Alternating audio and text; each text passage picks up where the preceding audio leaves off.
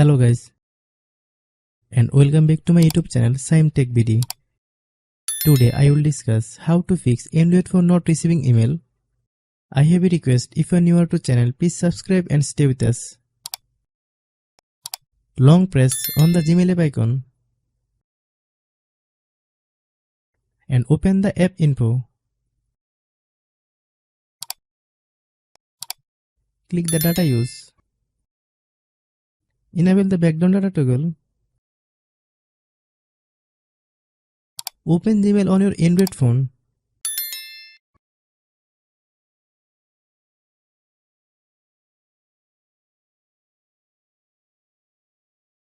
Tap the hamburger menu in the top left corner. Click Settings. Select your Gmail account. Scroll to data use and enable the sync Gmail option.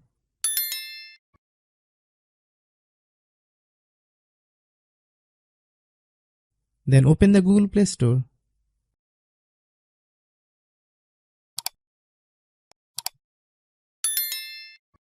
Click search bar, then type Gmail.